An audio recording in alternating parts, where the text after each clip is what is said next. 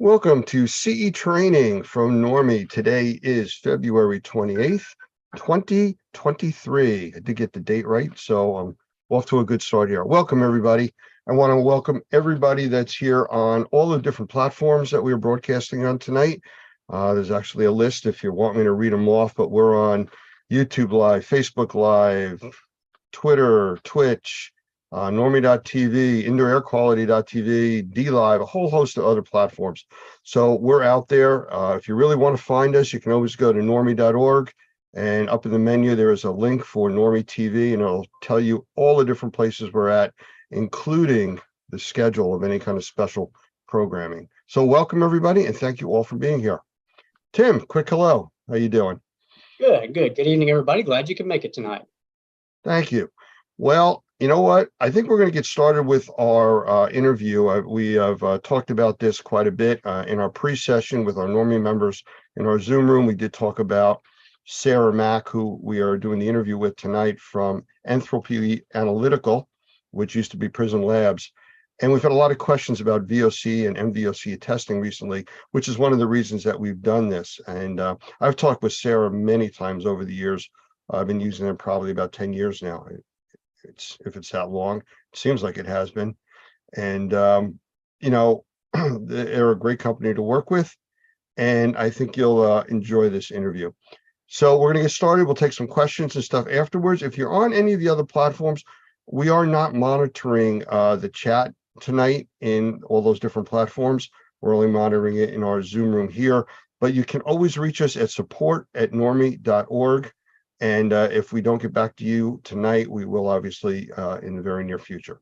So please stand by, everybody.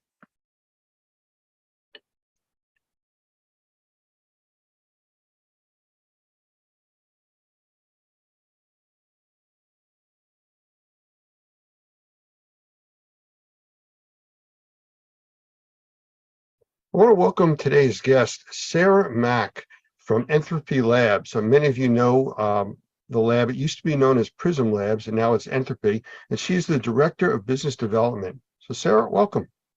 Hi, Elliot. Thanks for having me. Glad to have you here.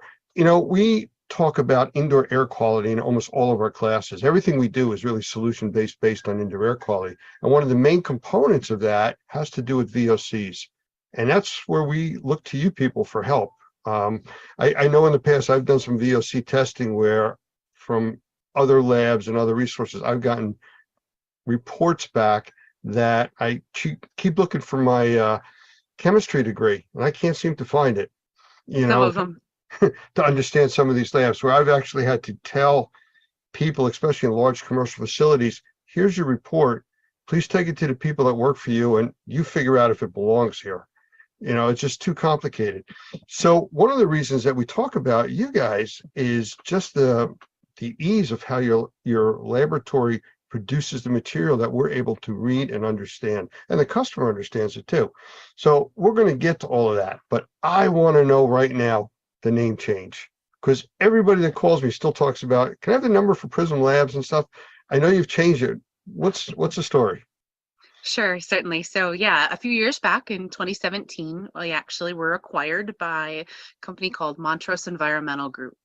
Underneath the Montrose Environmental Group parent company, they have a vertical, which is considered the Enthalpy Lab network. And so from that, again, back in 2017, we had that ownership change, actually just starting in 2022, the beginning of 2022, they made us do that name change. So Enthalpy Analytical is what we're now called. If you call us Prism, we're not offended.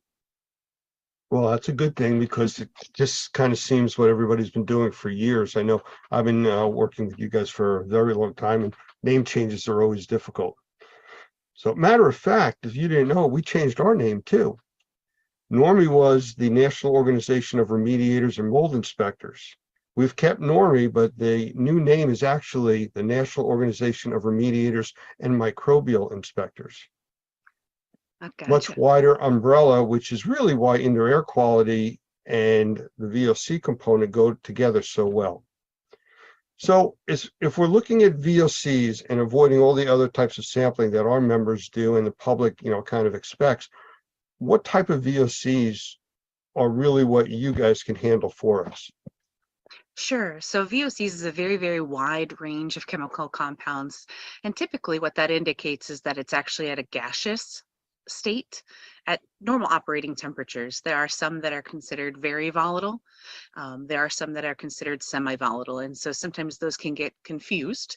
Our ranges are typically in the volatile organic compounds. So again, that normal operating temperature of an indoor space, and they're going to be at a gaseous state. Those include a number of different kinds of products, cleaning supplies, the chemical compounds that are associated with fuel, gasoline, heating, cooling. Refrigerants are on the very volatile end, but there are a number of them we can see as well.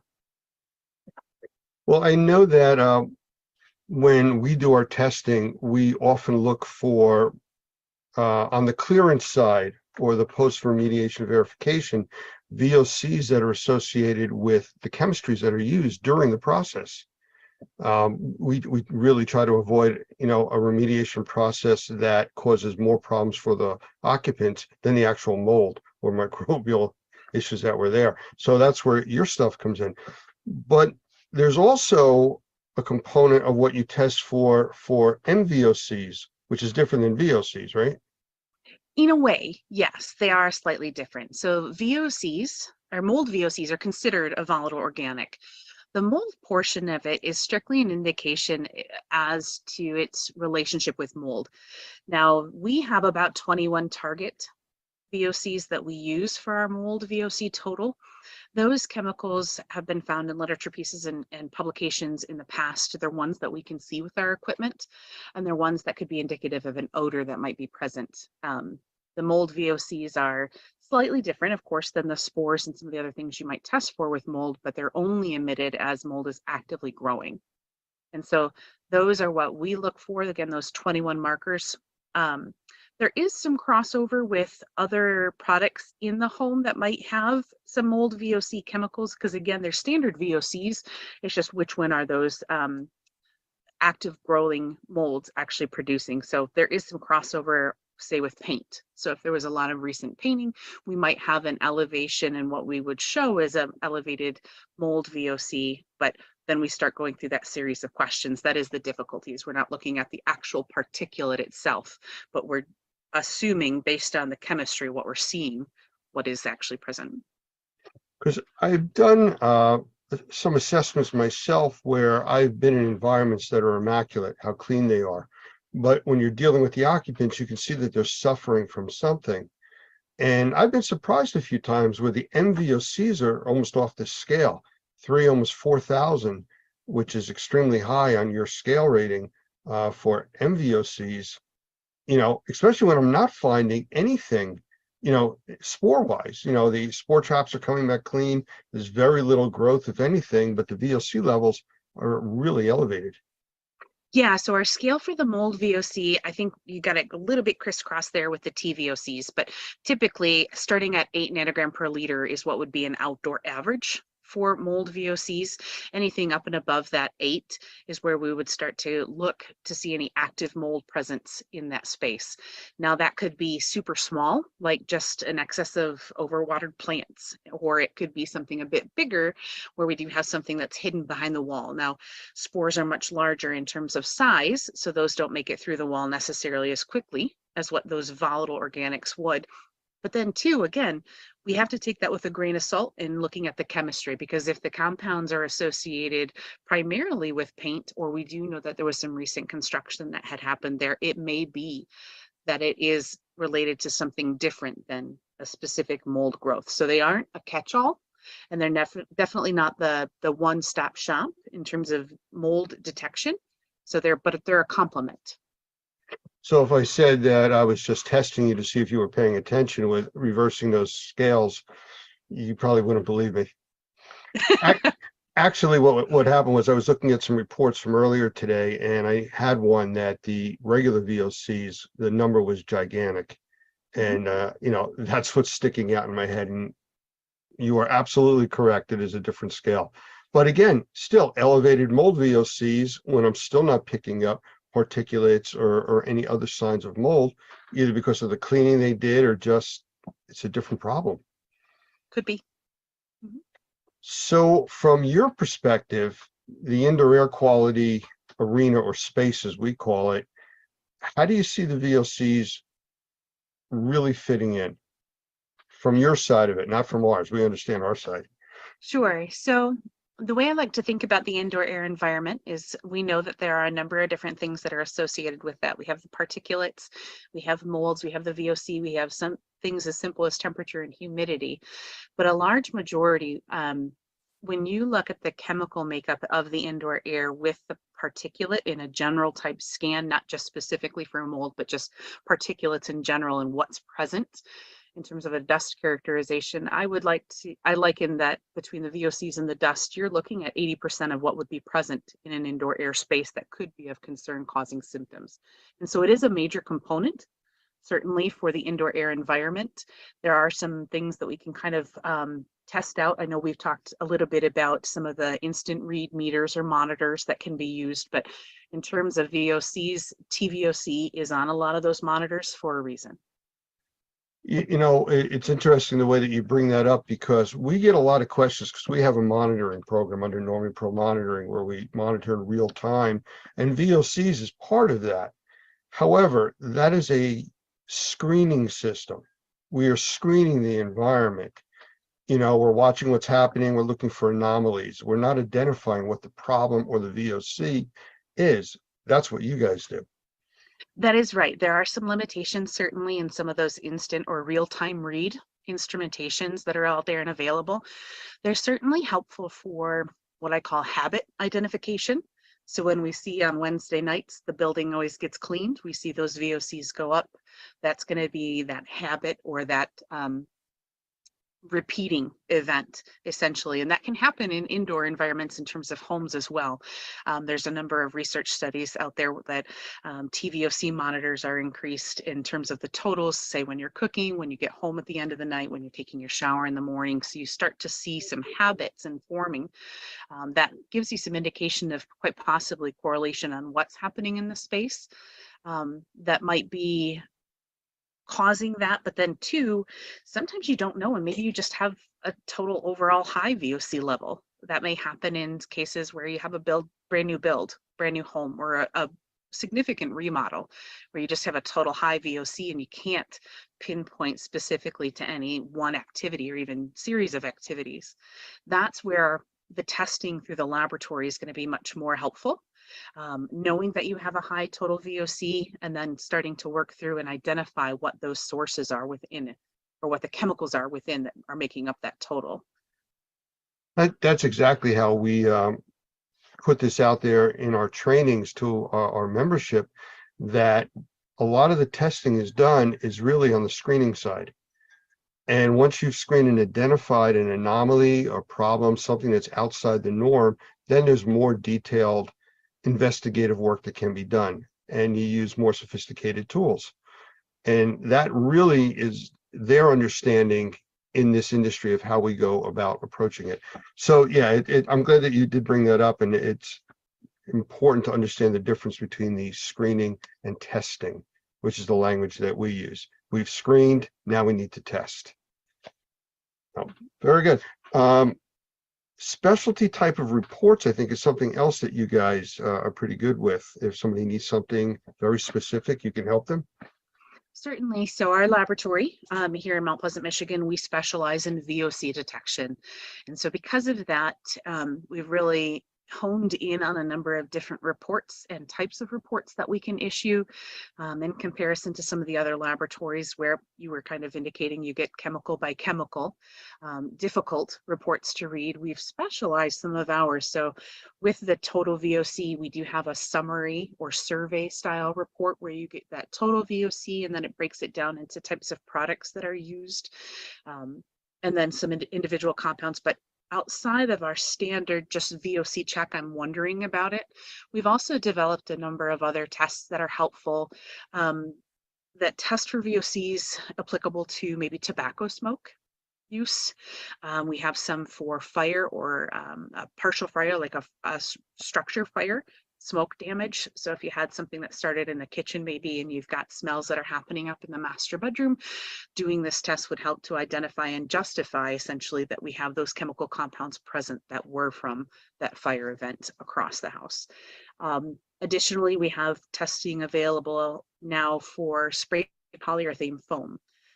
A lot of the requests we've been receiving over the last couple of years as we all become more energy efficient, closing up those homes, is that we're tightening things up and people are actually becoming ill afterwards. So we do have a test that's associated with all VOCs that are present that we can test, and then also actually a bulk piece of the foam. And so we make a comparison to say, is the foam still off-gassing in comparison to the air? Or is it simply you closed up all those ventilation pathways with that new spray polyurethane foam, and now you just have a lot of your own VOCs or your own VOC soup? Do you do anything as far as some of the new hazards that are out there, like meth labs or any of the other chemistries that are being used on the illegal side? That is difficult because, again, it is a chemistry process. So methamphetamine across the nation is rampant because they're easily obtainable compounds, chemicals, right, and products to make that. There are a number of VOCs that we can see that are a part of a ingredient list, you might say, for illicit drug manufacturing. In terms of the actual drug itself, when it's finished, specifically methamphetamine, it's too heavy to see in the air. So it would be what would be more a semi-volatile or in a particulate, essentially. And so because we do the chemicals in the air versus like a surface dust or a tape lift and things like that to identify illicit drugs, that wouldn't be something we would cover. Yeah, I guess fentanyl would come under that because that's another one of the hot topics right now. Yes, yep. And those specifically, there are a number of labs that are out there that are specialized in those for a lot of the cleanup and the remediators that you've got. How about on the investigative side? We're going a little off topic here, but as far as like fire service for arson investigation, stuff like that, to get more into some of accelerant detection? It's not something that we've actually been approached for. No, we have attended in the past, and actually this year I will also attend the Restoration Industry Association's annual conference. In the past, we actually attended a public adjuster conference, and they too had a number of peoples there that were doing the forensic part of it. We touched base a little bit, but nothing that's ever come to fruition. Okay. Well, the other thing I wanted to touch on is you are located up in Michigan, correct? I am. And I think you had said that you also have, I guess you call them sister labs, or other types of testing. Mhm. Can you touch on some of the other types that are available to you? Sure. So we are kind of an oddball with our lab group. The majority of the labs within the Enthalpy network are actually soil and water testers. They're going to do large scale remediation, brownfield type stuff, phase 1, phase 2 for new buildings. That's a large part of what they test, but soil and water also for, say, PFAS compounds. Those are some hot topics that are coming around in terms of the residences. Wildfires, I know that a couple of the labs in California have done wildfire studies in terms of the soil remediation that happens as large fires come through and what has to be kind of dug up. We also have testing available with like SUMA canisters, or what traditionally would be a TO15, if that's something that the job requires or specifies, pardon. And then the laboratory down in Houston, Texas does a lot with the oil and gas industry. So they do a lot of actual stack emission type testing. So we're pretty much the only one that does real indoor air within the laboratory network. But there's a lot of other things that are available to us at this point. And that's what I was curious about. Two different things you mentioned, the lab down in Texas for oil. Mm-hmm. Refabbing or rehabbing gas stations, stuff like that. They're always testing soil for that. Yeah. And lead contamination also. Mm-hmm. You know, especially on the older gas stations where they were using leaded gas. I mean, there's a lot of different issues that people are being affected by. So I'm just curious about knowing the different extent of what you guys can test for. I guess our members should just reach out if they have a question about, hey, can you guys test for this? I like to be a resource. That's one thing as PRISM we've always prided ourselves on, is being a consultative laboratory. We're not afraid to answer those questions, even if it doesn't mean that a dollar comes into our work. I mean, don't take advantage of that. But at the same time, I'm absolutely always happy to help try to locate the right resource for some of those tests. I've got a list of essential referral labs, that I can send people to. So do the right thing because it's the right thing to do is kind of like what you guys do as an anomaly to everybody else. We try, which I try really hard. Well, that's appreciated. It really is. Just trying to think if there was anything else specific to your lab that you feel that our people should really know about that we haven't talked about. Well, I again am in the middle of Michigan. So just a little heads up, last week and again today we got dumped another 5 inches or so. Just be mindful. I guess that's one thing that I've told pretty much all of our clients, is that we are in the north, we are winter. Please know and please be patient with any delivery drivers and prep your clients that some of our fast turnaround times of 2 or 5 days sometimes do get extended a little bit when the delivery drivers can't make it to us. I know that a few years ago, because you're talking about the weather, it got so cold in Michigan that you had to switch away from glass tubes to plastic tubes because they were actually getting so brittle they'd break. The return sample encasement, essentially, yeah, we did switch away from our glass ones. We did some case study testing within the laboratory itself between the glass transport vials and our plastic transport vials that we found. And yes, our breakage has drastically reduced. All right. Well, I have an oddball question for you now. We are spreading our wings, and we will be dealing with several countries outside the U.S. with other testing and processes and trainings. And is there any issue with shipping these types of samples from overseas to your lab? The benefit of our thermal desorption tubes is that there is not any required chilled shipping. They're stable for about 30 days after collection. With that, I've got clients all over the world. I've got clients in Australia, UK. I've had testing coming from Singapore before. It just depends on where the location is. Most of the time, obviously, the carriers are going to be about a week out. But again, we still have about a 30-day hold time after that sample is collected. So international is not a worry. And actually, for international shipments, we have now also developed or have available our stainless steel tubes. So glass, again, transit is difficult. So because some of those international shipments can take longer, and it would be detrimental for them to have to sample again, we have our stainless steel tubes so that the tube itself does not become destroyed in transit. Okay, I did not know about that. That's a new one on me. The next piece to that would be expiration dates on some of this stuff, because I know it's happened to me in the past. I've had numerous tubes, I'll have 1 or 2 that'll go beyond the expiration date. What do you do with those? Well, one of the biggest things we want to let people know is that the sorbent material inside is very expensive. So typically, if you're working with some of the other labs that are out there and available and you have to purchase a thermal desorption tube similar to what we actually produce, they're going to be upwards of $60 each. The sorbent material inside is the bulk of the cost. And so with that sorbent material inside can actually be reused approximately 10 times before it starts to go bad, or starts to not regenerate as effectively, I should say. So as the chemicals get onto the little sorbent materials and get cracked or stuck in the little cracks and crevices, we heat that tube up and push those gases back off, or those chemicals back off. Again, it can go through about 10 different cycles before we have to switch out that sorbent. But if you have sample tubes that have expired, please send them back. They are reusable. They're green in that way that we want to have them back. We'll double check and make sure that our sorbent is still good. We can clean them again and then resend them to you. Maybe not specifically those ones, but any expired tubes that you have, we can send you fresh tubes for just the cost of shipping. But it's nothing that our members could do themselves. For cleaning the tubes or refreshing the tubes. I don't want anybody trying that if it's no, something. goodness, no. These are I do apologize. That was misleading, wasn't it? In the laboratory, we have a very specific room that has a number of what we consider tube bakers. And so they have a high ramp time with a constant flow of nitrogen gas through them to push and drive all the chemicals off. And then it goes through a check or a quality control process within the laboratory to make sure that that batch is clean. Any new surprises coming? We're working and trying to get some information around PFAS compounds in air. It's a hot topic in the soil and water realm.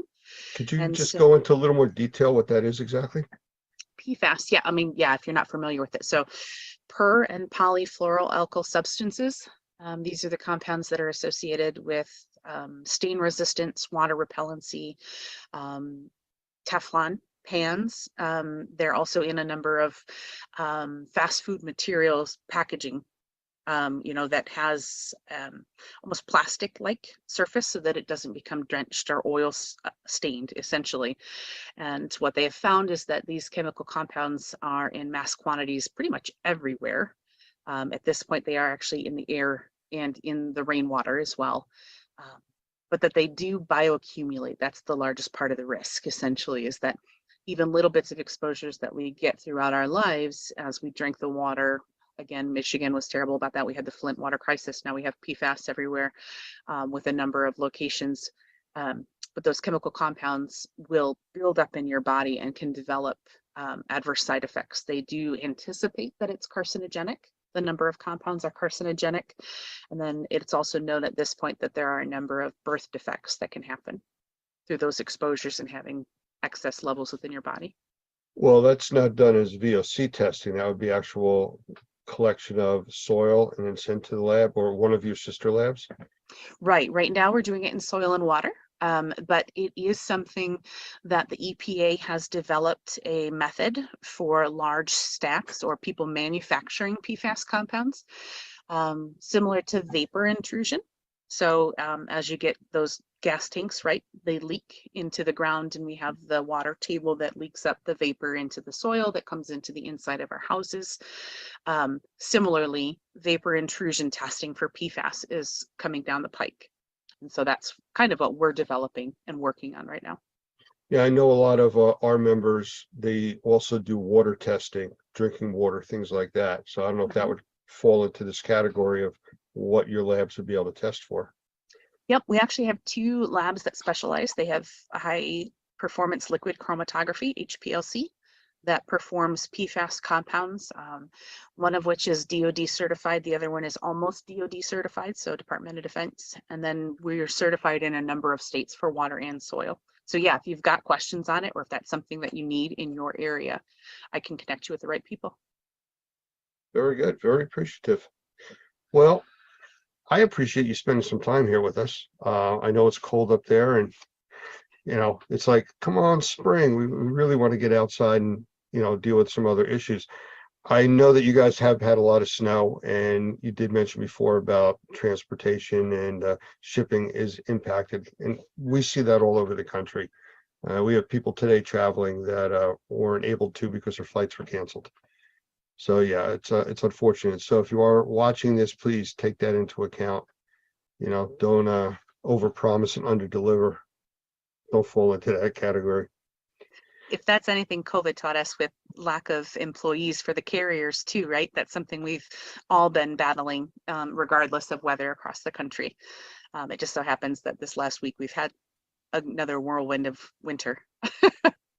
It's funny, we're doing a lot of work right now with people under the term essential employees. Mhm. And depending on who you are and where your perspective is coming from, what is an essential employee? Well, in the hospitals, the doctors, the nurses, they're essential employees. But nobody thinks about like the cleaning staff. Well, the hospital stops when the cleaning staff stops.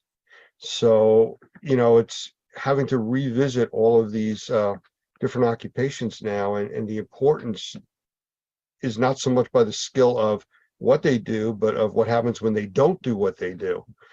All true.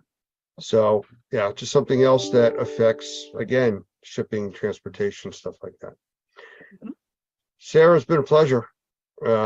we're gonna have to do this again, and get into a little bit more detail on a few of the other things, but I appreciate you spending the time here today. I look forward to some more education opportunities. We'll get some topics together. We're gonna have you in on a few more sessions. I'm sure after this we'll have a lot of questions, and you may be visiting again. Sounds good. Thank you so much, Lance. Have a great day. You too.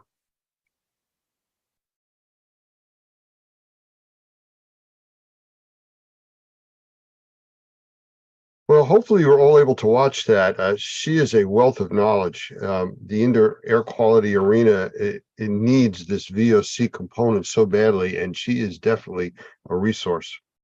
Doug, I see that you're in the room. Welcome. Hey, how are you? Hey, we are still broadcasting live over all of the other platforms out there. Anything that you'd like to announce to the world? Well, I think I would like to comment on what we just saw, if you don't mind, for a second. Absolutely. I just want to commend this lab. They are just phenomenal. Sarah has been such an asset to me personally, for our consulting firm, and also for Normie. But I want to tell a short story, if I can, about how helpful they have been. So we were contacted recently about a spray foam issue. And of course, spray foam is great. I have it in my house. If you do it right, it's a wonderful product. But there's only the right way to do it and the wrong way to do it. And if you do it the wrong way, it can be a disaster. And so in this particular case, it was done wrong in this person's house, and they were continuing to get off gassing. And so I was called in to do an assessment based on a lawsuit. And the interesting thing, and this is, I'll get to the point here in a second about how helpful they were. Of course, I needed to know very specifically how to do the testing.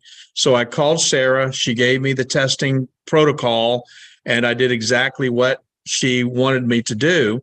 And what was interesting is that when it went into discovery, the other attorney on the other side hired someone to do a sample to find out if there was any issue with the spray foam.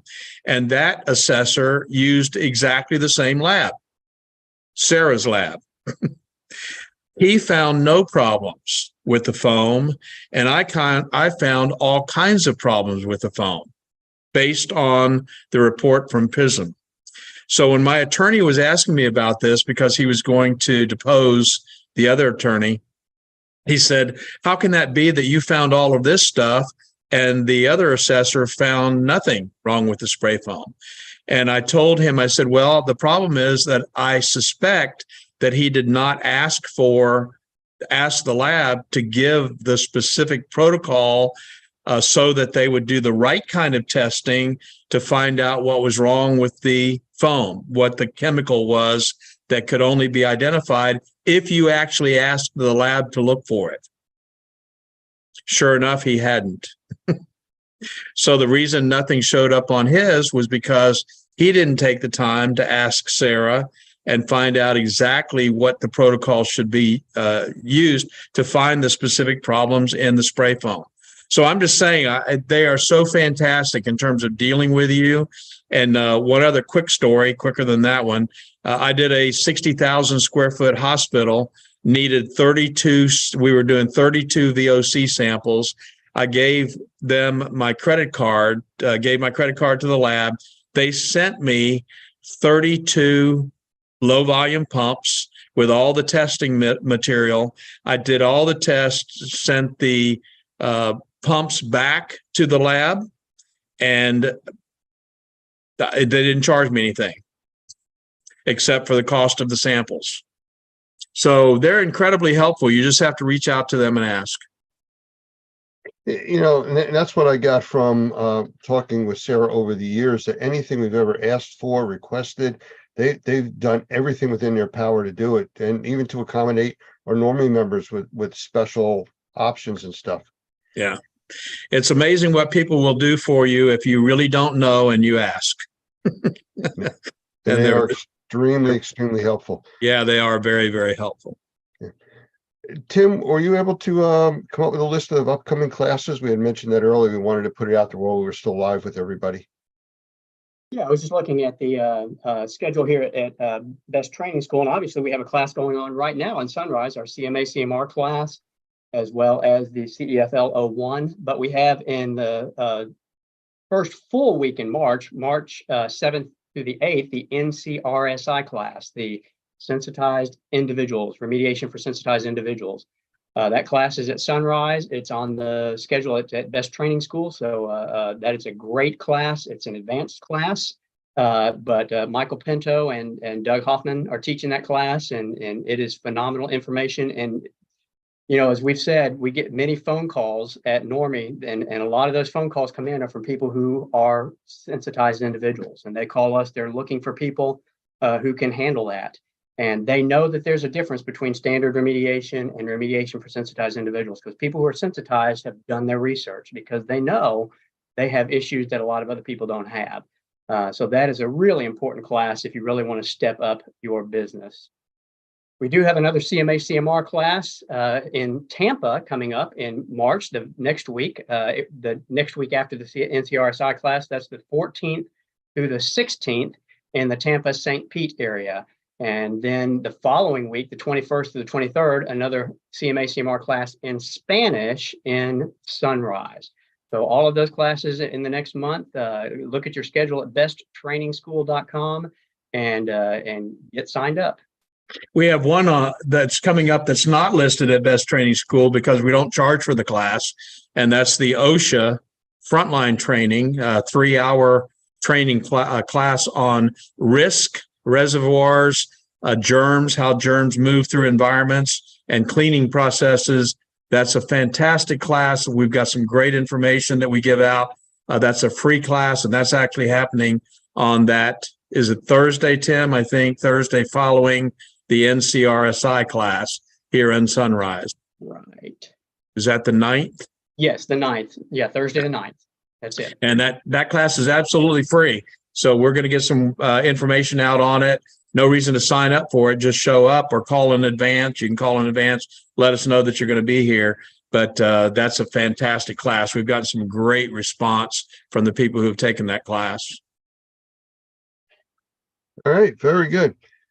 Doug, before I shut down the other feeds, is there anything else you want to put out there? Otherwise, I'm going to shut down all the other platforms and we'll go back to our member-only session here.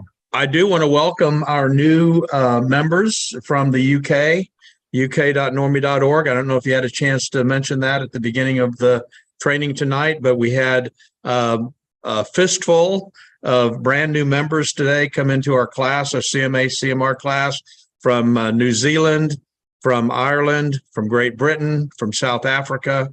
And it was just really cool to have them in the room. So Normie is expanding out a bit. Kind of mentioned that a little bit at the beginning without any real details. So the cat's out. Well, they were fantastic in class. Several of them asked questions. Of course, they're coming in live online through our live platform. And it was great. It was wonderful to have them in the classroom. And I think they were excited. So. All right. Very good.